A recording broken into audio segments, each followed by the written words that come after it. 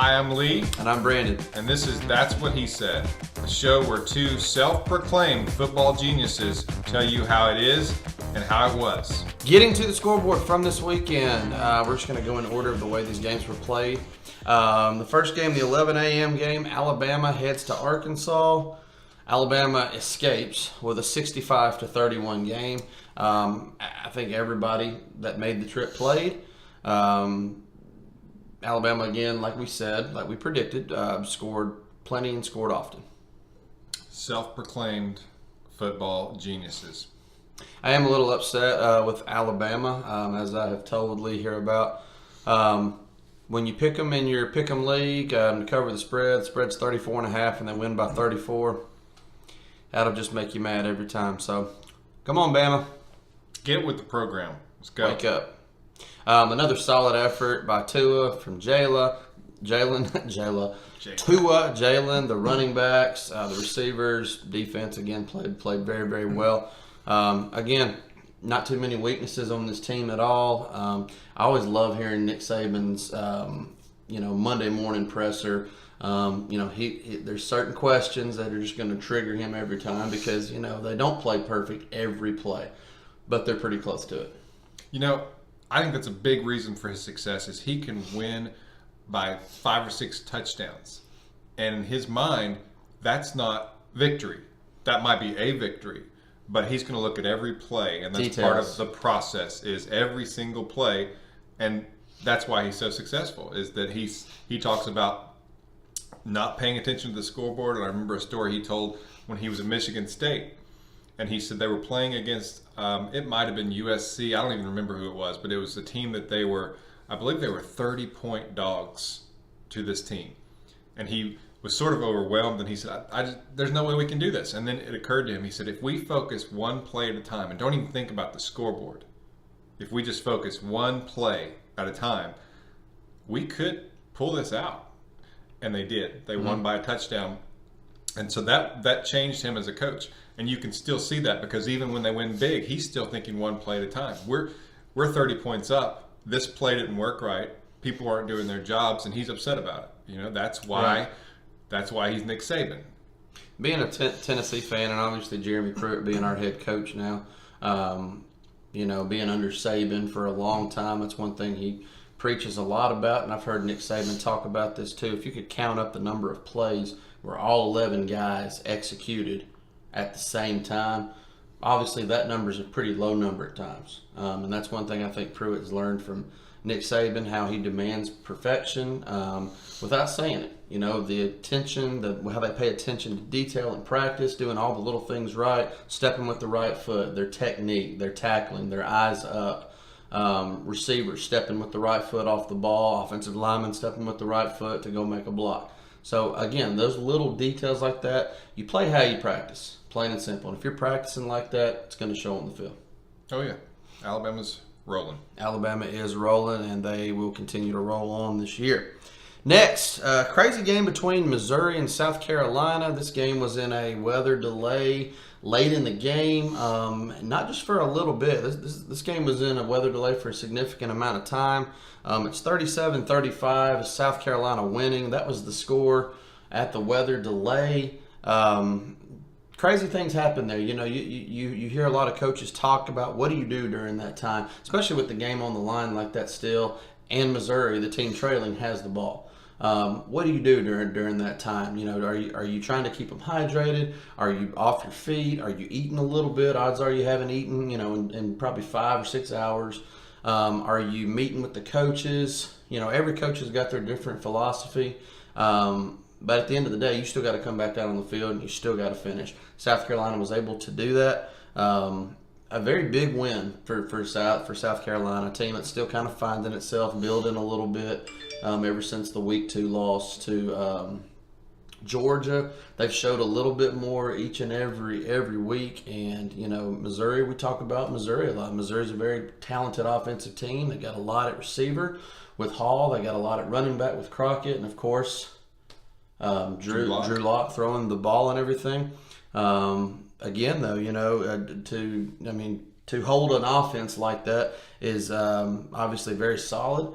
But to come back out on the field after that time and after the rain just continuing to pound, Drew Lock only throws for 200 yards. Missouri hasn't played very well in weather games. When it stops raining, Missouri gets right on the board just like that. So only 200 yards throwing, 2 interceptions, not his best day, but still a 2-point game. Solid performance. You know, if you had told me there would be more than 70 points scored in this game, I would have thought Missouri would have won. I mean, that was Absolutely. okay. Well, you're telling me Missouri won. That favors Missouri. But you got to hand it to South Carolina, scoring 37 points against an SEC team and doing it with a delay and everything else, and with a backup quarterback too. That's right. Getting hurt. Yeah. Holding Drew Lock, even though that's still a decent offensive production on the scoreboard, right. Being able to hold him to where they could outscore him. You know, the best defense is one who keeps the other team less than your offense, right? And that's what they did, and they won the game. So hats off to South Carolina. It's going to be hard to pick against them again this year because they have hurt me twice so far. That's right. Missouri on the ground though, 286 yards on the ground. Solid. That's a tough pill to swallow at times when you're rushing for that great of success and not being able to finish out the game. Red zone Opportunities. Moving on to our game of the week between LSU and Florida. LSU heading down to the Swamp to take on Florida. This was a game we both had a difference of opinion as far as who we thought would actually win this game.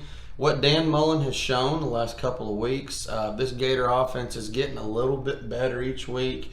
We said several weeks ago, Frank still doesn't like to throw the ball down the field, okay, but they're finding different ways to get guys open in space. These little quick receiver screens, basically just a toss sweep. It's a running play. They're going for 8 and 9 yards a pop. But now are they counting it as a running play, or does it count in the books as a pass? It is a forward pass. Okay, so technically yes, it is a pass.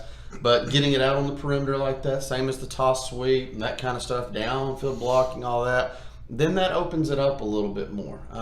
This was probably one of Frank's better games. Florida escapes with a 27-19 victory. This was a close game, back and forth. It's a great game. It was a great game. Florida scores later in the game. LaMichael P. Ryan gets in the end zone. They go for 2. They do not get it.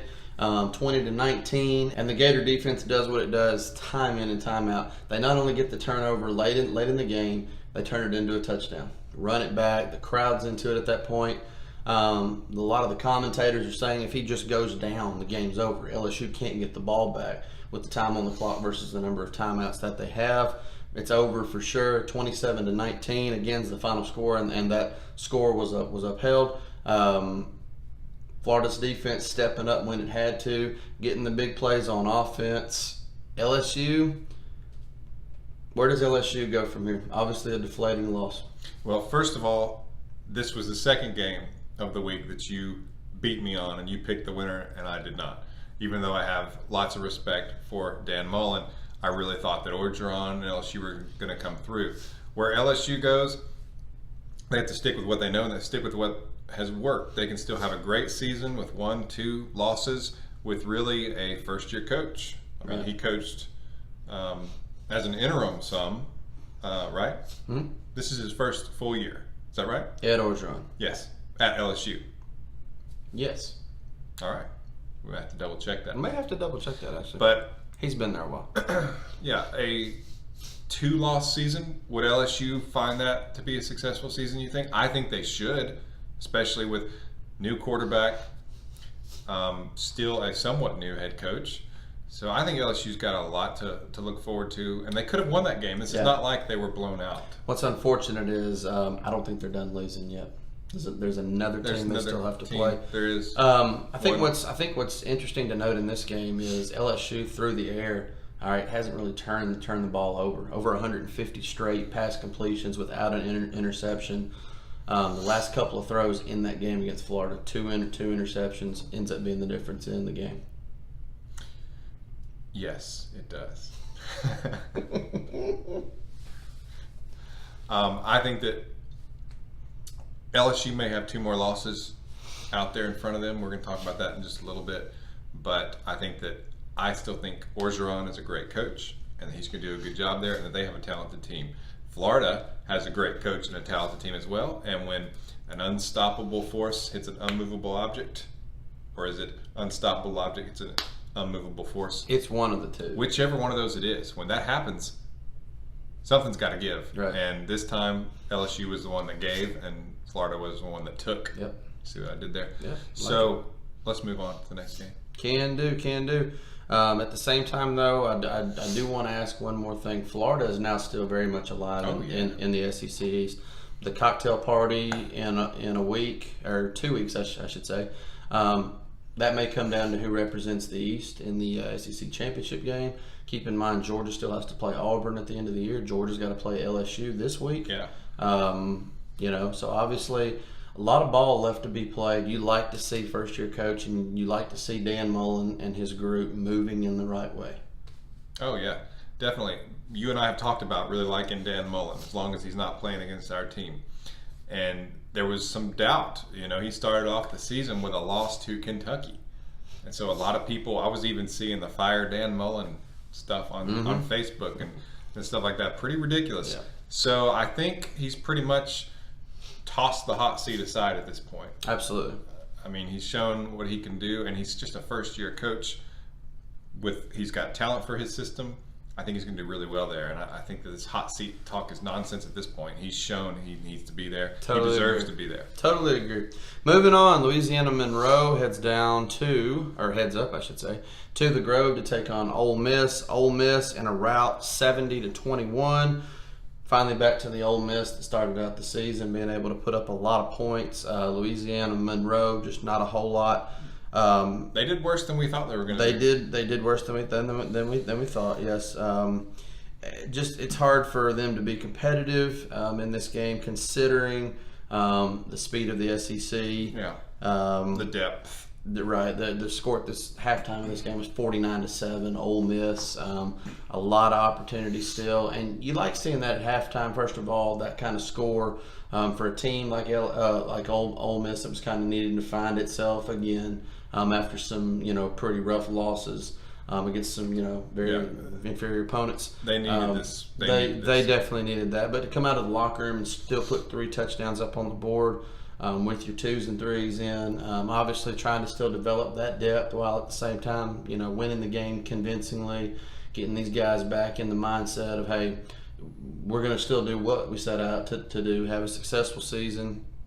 A lot of it just has to do with the fact that they're in the SEC West, and that's definitely the tougher of the two divisions. Has been for a long time now. You look at the talent in there with Auburn, Alabama, LSU every year.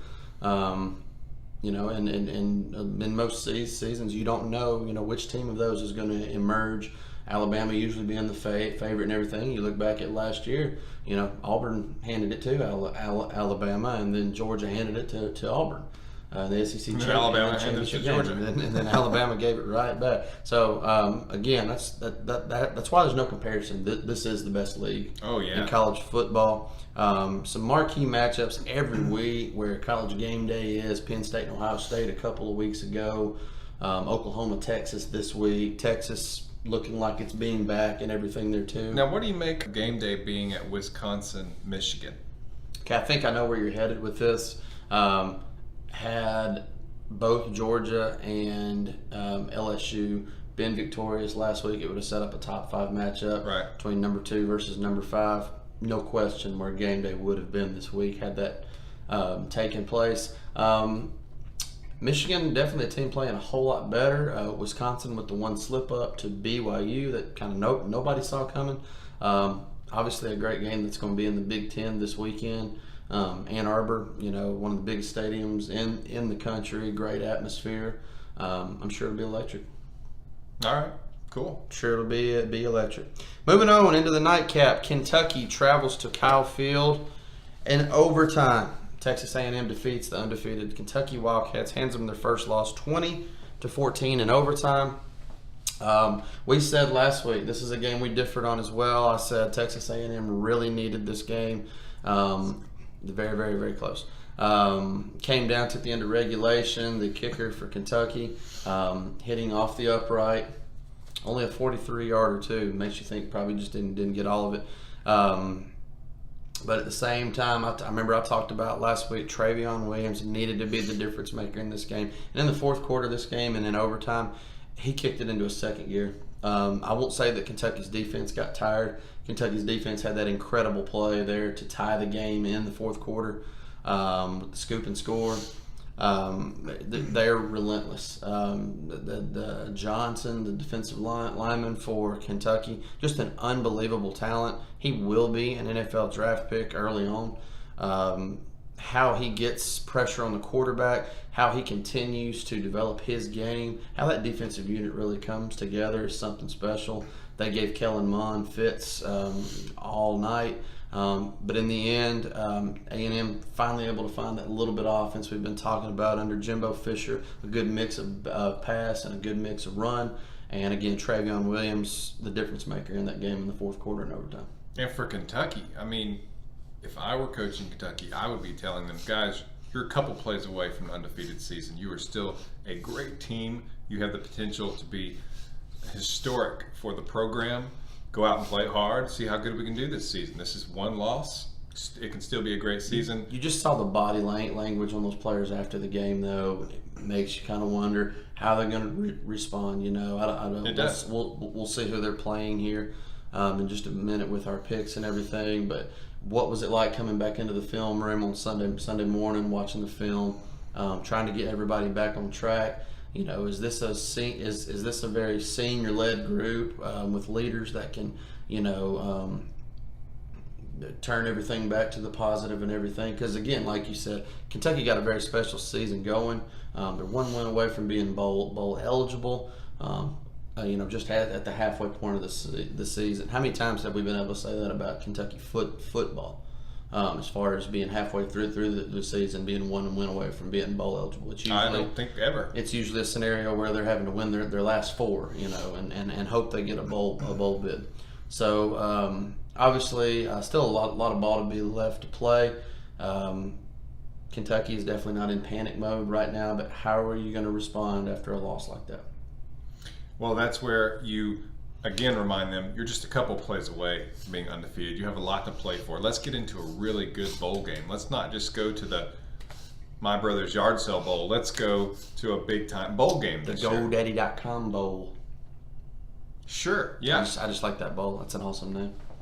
It's a name for a bowl game. It is, you know. But how a team responds to difficulty, that's what says the most about them. Adversity.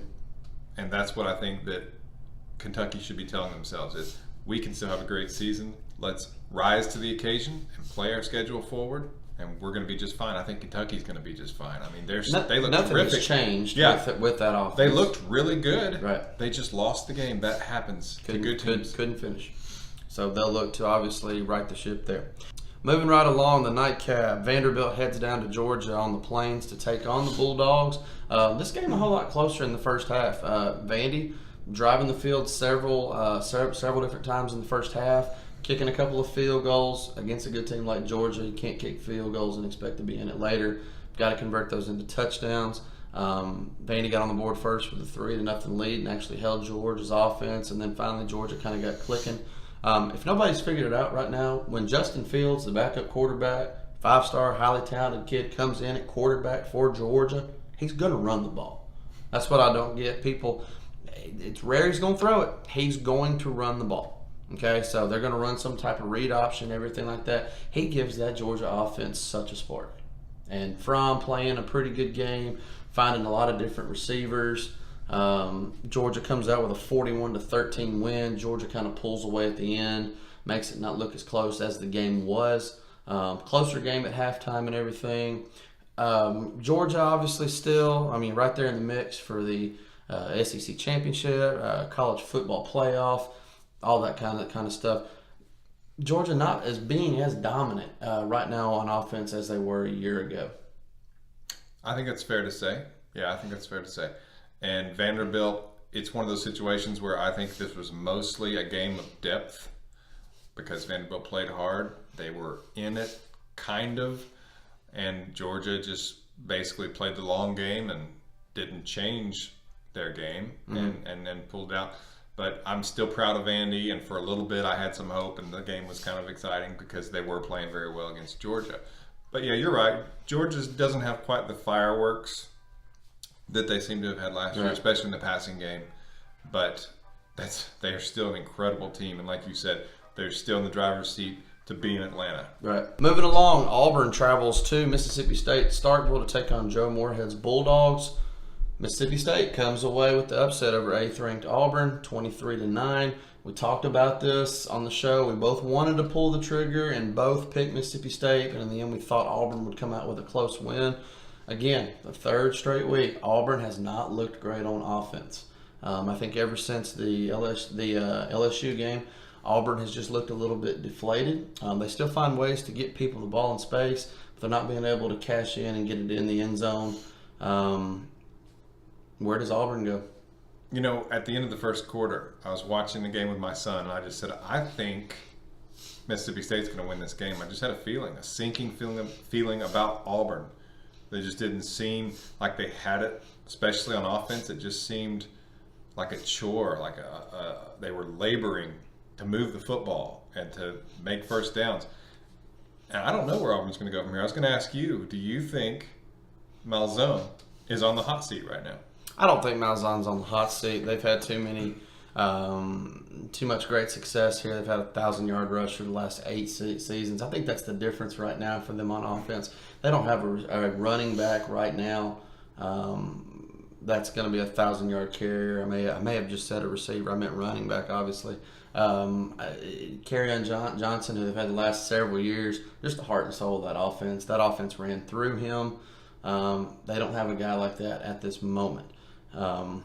Obviously, we said, they take on Tennessee this next weekend. We didn't think they'd be looking ahead by any means at all. But at the same time, Joe Moorhead's group had a great defensive game plan in order to slow them down, and just were able to do enough of the right things on offense to get out of there with a 23-9 upset win.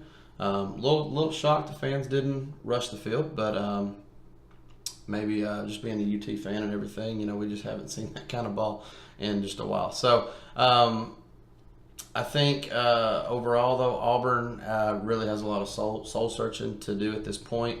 They're letting their season slip away. I know it's crazy that is. It's only their second loss, but it's the second loss in the conference. They're almost taking themselves out of it as far as the SEC West goes. Auburn's got to go back to the drawing board, plain and simple. They're going to have to look at their offense. How are they going to correct some of these mistakes? Jarrett Stidham's going to have to play better. They're going to have to be able to throw the ball down the field. Again, this next week they get a very young secondary. They get a very young team in Tennessee. So it'll be very interesting to see, how they come out. It's 11 o'clock game. Which team's going to show up, I know it. And with all the talent that I really thought Auburn had returning at quarterback, I'm just surprised at their inability to be productive on offense. Right. It's really that simple. And I don't doubt Gus Malzone as a coach, but something's got to change and something's got to improve. The system just seems like it's got weights on its ankles right now. Keep in mind, Auburn's in the SEC championship game last year before Georgia dished back a little bit of payback. Let's not forget that Auburn beat 2 number 1 teams last year when Georgia was number 1 and when Alabama was number 1. Won both of those games very convincingly. And then at the end of the year, obviously, it kind of came back around with, like we said, with Alabama winning it all, and Georgia taking on Auburn in the SEC championship and winning handily there as well. So no, I don't think he's on the hot seat by any means. I think Auburn still they're definitely not in question of not making a bowl.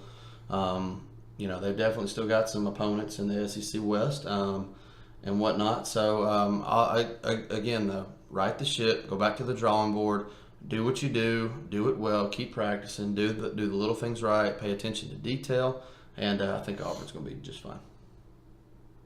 I agree.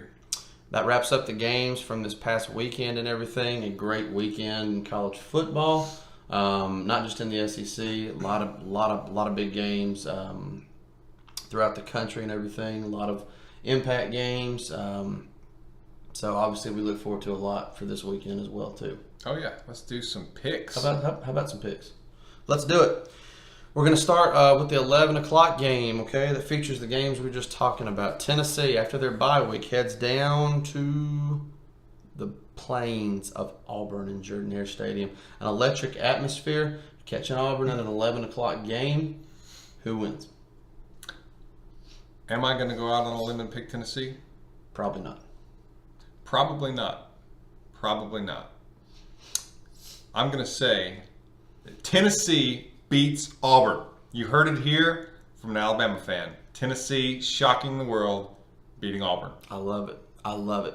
I love my Vols. Always have. The spread on this game started at 17.5. Some websites had it at 21. It's down to 15 now. I think a lot of people are taking Tennessee to cover in this game.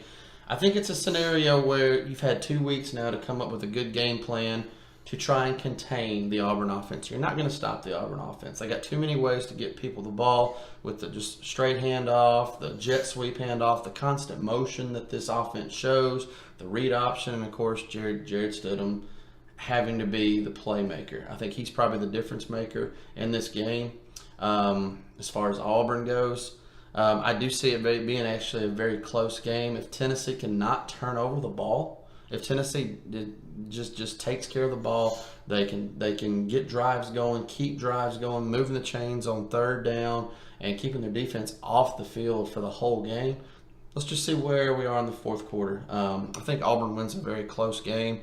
They may score late to put it a little further out of reach. I do think it's going to be a closer game. I just think, Pruitt has talked about how much these guys keep improving. Heard nothing but good things out of the bye week. As much as I would love to pick Tennessee and everything, I still love this team. I love the way they play. I love the way they're competing. They're getting there, and I think honestly we could both, as an unbiased opinion here, look back since game 1 to now. This team has gotten better. They've been able to run the football a little bit better. Jeremy Pruitt's always saying how we need to fall forward at the point of contact when we're on offense. And we need to be the ones knocking them back on defense. Beginning of the year, that was not happening at all. It's happening a little bit more now. So, we'll see, what kind of shape these guys show up into play Saturday. Again, I like that we're catching them at an 11 o'clock time. Again, love the Vols. Auburn wins a very close game. Yeah, I think that now is the time to beat Auburn. I think that they are embarrassed. I think they're shocked. I think a lot of them expected to be doing better. Well, a lot of people too, sorry to interrupt. A lot of people too look at Tennessee's schedule with Florida, Georgia, the bye week, Auburn, Alabama, and then South Carolina. That's 5 games right there that nobody else in the conference has to play. Mm-hmm. Consistently Tennessee having to play Florida and Georgia every year. Okay, there's 6 other teams in the conference that have to have those matchups, but then we get Alabama as well. And then you throw Auburn in on it. If there's one that they're going to steal, if there's a game that they can be competitive in and steal in these 5, I think it's this one. Yeah, and I wouldn't have picked this last week. I would have laughed about it, but I just have that feeling that Auburn is not trusting themselves, not believing in themselves. They still think that they can show up and beat Tennessee. Tennessee's hungry. I just think it's set up right, and I thought, I'm going to take a little risk here. And I'm going to go with my gut. I just feel like Tennessee is going to show up and smack them in the mouth. If I will tell you right now, if you get this pick wrong, I will not hold it against you. I love that you're picking them. I love it. All right, moving on. Another 11 o'clock game. Florida makes the trip north here to Nashville to take on Vanderbilt and Derek Mason's Commodores. Florida currently a 7-point favorite. This one started out at 8. A couple of people thinking this one may be a little bit closer. Historically, Vandy and Florida the last several years, very close games. Who do you like? I think Florida's going to really break some heart here. This is going to, I think they'll easily cover that. I think it'll be a 3-touchdown game. Do you really? Yep. I've got Florida winning as well. I actually think it's going to be closer than that. I think it's going to be within 10 points, if not fewer than that, and maybe in the single digits. Vandy has kind of, after that Notre Dame loss and everything, they've kind of lost themselves a little bit. What better way to do it against a team on the rise like Florida? What better way to do it in front of your home crowd early? Vandy seems to fare well in some of these 11 o'clock starts. I do think Florida wins in the end, but I think Vandy, I think Mason's defense and everything, I think Mason's defense is kind of set up more for Florida's offense. I think this is going to be a low-scoring game. Something happens like a punt return or a pick six. Obviously, that can break it wide open. But I think Florida wins a very, very close game. So we agree. So we agree. Georgia heads to Death Valley to take on LSU. Again, it's a shame LSU couldn't pull that game out last week. This would have been a battle of two top 5 teams. Number 2 ranked Georgia and number 13th ranked LSU. The CBS game of the week at 2:30. What do you think? Well, did you know that LSU has not lost an October game since 2009? Since 2009. Wow. Yeah, an October game at home. At home. Since 2009. So, who do you think that loss was to? I have a theory. Go ahead. So, that's interesting. But not as interesting as having to play Georgia. It's difficult not to pick Georgia, especially after LSU struggled as they did against Florida, who probably not as balanced as Georgia. Though Georgia's not as prolific as they were last year, but I will pick Georgia. I hate it. I'd like to pick LSU, but I think Georgia will win by 17, 18 points. Wow. Georgia's that dominant on the road. I think so. Wow. Okay. I have Georgia as well. LSU, we talked about, it being a make or break game last week for A&M over Kentucky and everything. I think LSU is in desperate mode right now. If they lose this game, they're kind of all but, taking themselves out of contention for the SEC West as well and a chance to go to Atlanta. Obviously, you still got the game without Alabama coming up later in the year. I think this is a very close game. The thing is, Death Valley, obviously one of the louder stadiums. Sanford Stadium's pretty loud too. So Georgia's used to playing in front of a loud crowd like that. And I want you to keep one thing in mind. It's not a night game in Death Valley. I would probably take LSU if this game was at night. Really? How loud it gets, how crazy it gets at night. This is not a night game. So I think Georgia wins. I think it's closer than everybody thinks. Currently, the line on the game is Georgia by 7.5. I think that's a pretty fair assessment of where this game is going to be. You think it's going to be a little bit higher. Georgia could score late, and it maybe look a little worse than what it actually was. But we both agree Georgia wins this game. We'll just see Saturday. I think this is going to be one of the better games of the weekend to watch. Obviously, 2 teams. Georgia needs to keep their focus going, needs to keep rolling as they have been. Don't need to afford a hiccup here on the road. LSU really needing to win to stay alive in the SEC West. Both teams, a lot to play for. Yeah. What's the next game? Next game, Texas A&M travels to Columbia, South Carolina. Texas A&M winning over Kentucky, gets them back in the top 25 at number 22 this week. Texas A&M on the road, currently a 2-point favorite. What do you think? I think A&M will pull it out by 10 points. 10 points. 10 points. I think it'll be a 10-point game. A&M wins. And I think that even though they barely got by Kentucky, really shows quality of the program that they can beat a really good, hungry, experienced Kentucky team, and that they can do it in overtime, which is always good for a team to play in overtime and just have that experience. So I think that they come with the advantage, and South Carolina off a win, but I just don't think they have enough firepower on both sides to pull it out against A&M. I think A&M's coming into their own. They're beginning to look a little more like we thought they would. So that's what I think is A&M. I am going to go with South Carolina. Oh. I think that South Carolina finding themselves, I think coming through the adversity of having to play basically a game and then, what could be another quarter's worth as far as time that they had to come back out, stretch again, prepare again, and everything. I think that showed that team, that showed that offense and the defense, hey, we really can play with anybody in the SEC. All right, adverse conditions and everything, we were able to hold our own. You get them at home, you get them in the afternoon. I think Texas A&M, I think Kellen Mond will have a great game. I think South Carolina, Will Muschamp being a defensive guy, I think you're going to see Travion Williams not have his best game. I feel like South Carolina is going to do what they can to completely shut down the run game and have Kellen Mond beat them through the air. If you do that, obviously A&M's getting better and everything. Even the quarterback Bentley, who may or may not play in this game, the backup last week comes in, throws for 250 yards. A lot of gelling together. A different person calling the cadence, a different spiral coming at you out of the quarterback's hand. Just different everything. They were still able to have a very good offensive game plan, and I think South Carolina gets it done in a very close game at home. Significant difference, however, between Missouri's defense and Jimbo Fisher's A&M defense. Agreed. In my opinion. Agreed. I think that will be the difference in the game, but we will see. We will see. Missouri travels to Tuscaloosa to take on the Alabama Crimson Tide. Alabama. Yes. Nothing really much else to say. Arkansas found a way to get points on the board last weekend. And I think Missouri will. Yeah. I do think Missouri will score.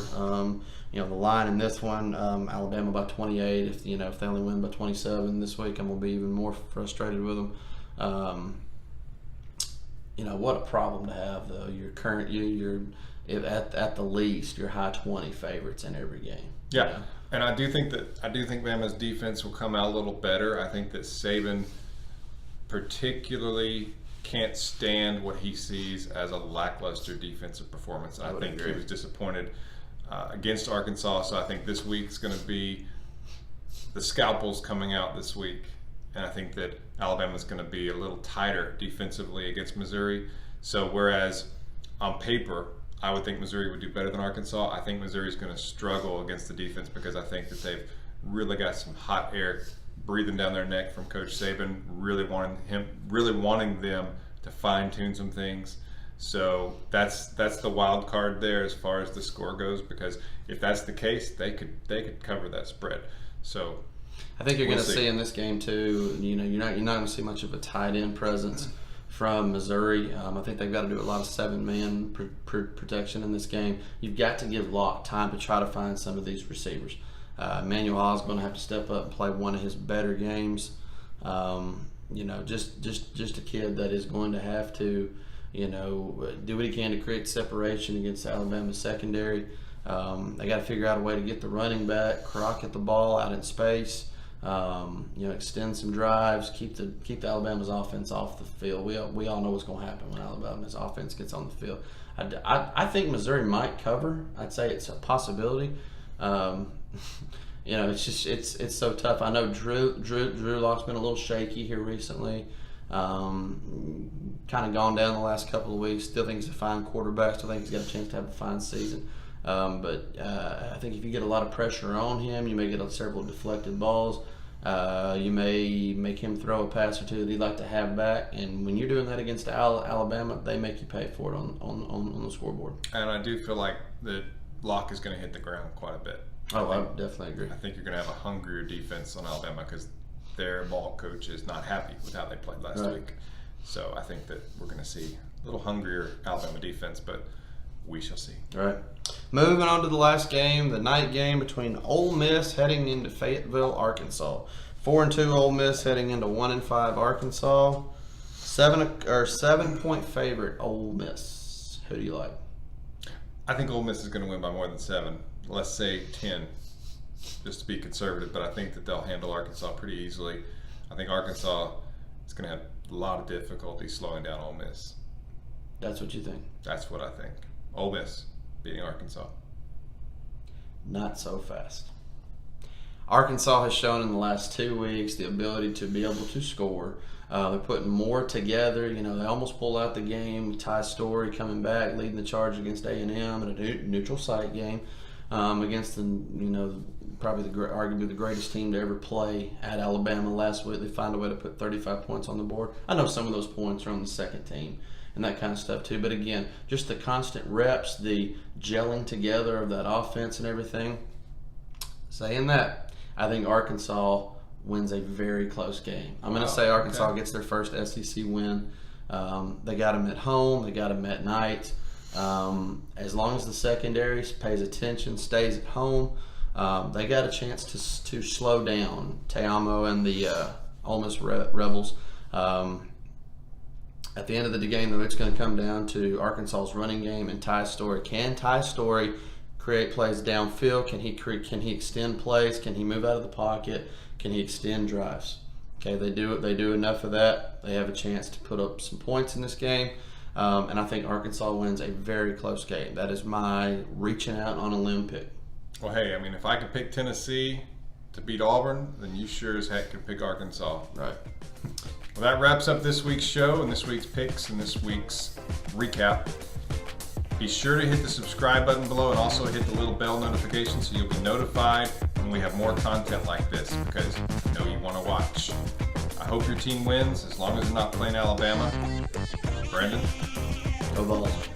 This has been Lee for Brandon, and that's what he said. Thank you for watching. Peace.